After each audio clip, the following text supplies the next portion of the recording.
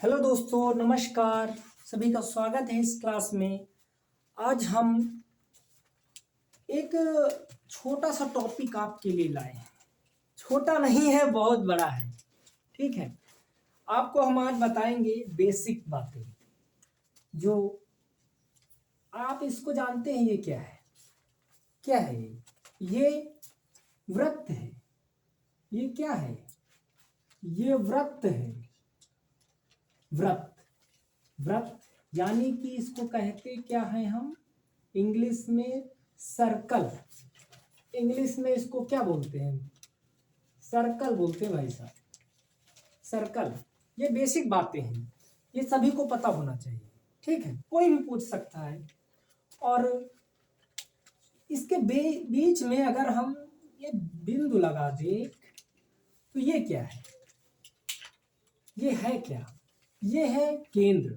इसको बोलते हैं हम केंद्र। ये क्या है? ये केंद्र है।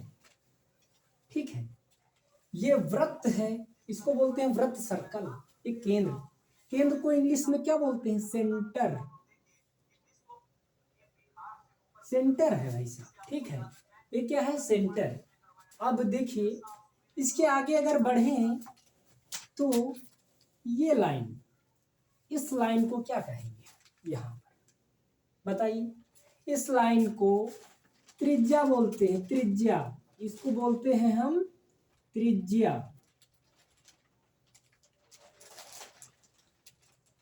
त्रिज्या। और इसको इंग्लिश में क्या बोलेंगे? रेडियस। रेडियस बोलेंगे भाई साहब, रेडियस। आपको इंग्लिश में भी पता होना चाहिए, हिंदी में तो पता ही होना चाहिए।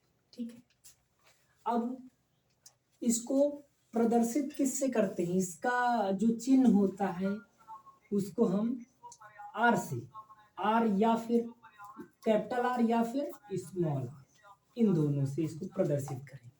ठीक है, यहां लिख सकते हैं आप आर, या स्मॉल आर लिख लो या कैपिटल आर। अगर हम बात करें कि ये लाइन सीधा इधर आ जाए,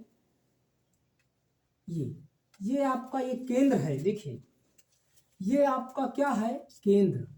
और केंद्र से जाने वाली रेखा क्या होती है? केंद्र से इस तरफ से, केंद्र से होकर जाने वाली रेखा इधर यदि आ जाए तो उसको क्या कह देंगे भाई साहब? देखिए, उसको, इतनी रेखा को हम आर बोलते हैं। अगर एक रेखा इधर भी हो जाए, इसको भी तो आर बोलेंगे। ठीक है, अगर ये दोनों मिल जाए तो क्या कहेंगे भाई साहब? देखिए, इसको तो हम आर बोलते हैं। अगर आपके पास दो आर हो जाए तो उसको नया नाम दे देंगे कि नहीं? नया नाम। तो उसका नया नाम हो जाएगा डी। भाई साहब, डी क्या है? तो डी है भाई साहब, देखिए, इसको बोलते हैं क्या? इसको बोलते हैं हम त्रिज्या। उसके बाद इस डी को क्या बोलेंगे बताइए? इसको बोलेंगे हम व्यास। ये व्यास है। इसको इंग्लिश में क्या बोलेंगे? इस इंग्लिश में इसको भाई साहब हम बोलेंगे डायामीटर।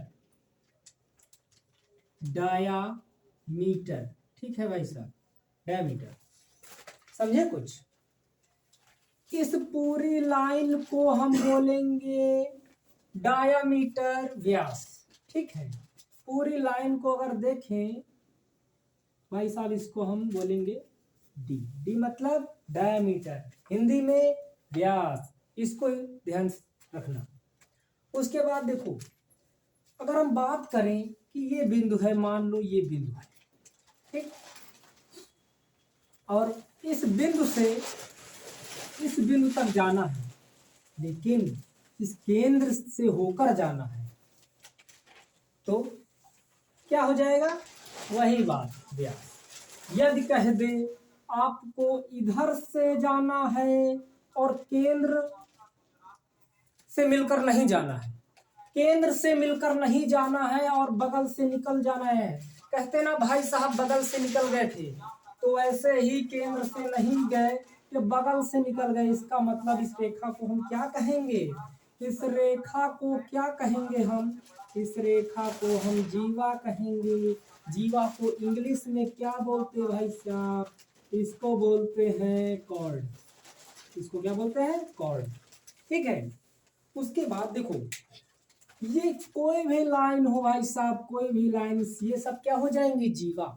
जो केंद्र से होकर रेखा ना जाए उसको हम बोलेंगे जीवा कॉर्ड। और जो केंद्र से होकर जाए, इधर से जाए केंद्र से गई है और इधर से जाए केंद्र से भी गई है, ठीक है। जब केंद्र से जाएगी रेखा तो उसको हम बोलेंगे क्या? डायामीटर, व्यास। ठीक है। इसको प्रदर्शित करते हैं हम डी से। ठीक। और एक बात ये कि ये आप वृत्त तो है, ठीक है। और भाई साहब बात ये उठती है, मुद्दा ये है कि मान लो हम यहां से चलते हैं, चाहे आप यहां से चलो, ठीक है, ठीक है, एक जगह से चलना है और इधर से चले, इधर से चले, इधर से चले, घूमते घूमते फिर वहीं पहुंच गए। अब भाई इस दूरी को क्या कहेंगे हम? कोई भी पूछ सकता है, पेपर में तो पूछता है। तो इसको हम क्या बोलते हैं? सरकमफेरेंस। सरकमफेरेंस, यानी कि हिंदी में इसको बोलेंगे हम परिधि। हिंदी में इसको बोलेंगे हम परिधि। इंग्लिश में इसे बोलते हैं सरकमफेरेंस और परिधि। और यही अगर रेक्टेंगल की बात करें, यानी कि आयत, अभी आपको आयत के बारे में भी बताएंगे, ठीक है। जैसे यहाँ से हम चले और यहीं फिर आ गए, ये दूरी चलकर यहाँ आ गए, तो इसको हम परिमाप भी बोलते हैं। क्या बोलते हैं? सरकमफेरेंस तो बोलते हैं और इसे हम परिमाप भी बोलते हैं। परिमाप मतलब कि जितनी दूरी ये मैंने चला है, किसी ने चला है, इसको बोलेंगे परिमाप। इसी को इंग्लिश में क्या बोलते हैं? पेरीमीटर। पेरीमीटर, ठीक है, पेरीमीटर। इतनी बातें आपको याद रखना है और इससे संबंधित क्वेश्चन आपको जरूर करवा देंगे हम, और अच्छे से और बेहतरीन लेवल पर आपको बताएंगे और सिखा देंगे आपको मैथ। इस वीडियो को जरूर देखना। जितने भी कमजोर बच्चे हैं उनके लिए ये वीडियो बहुत ही रामबाण साबित होने वाला है। धन्यवाद।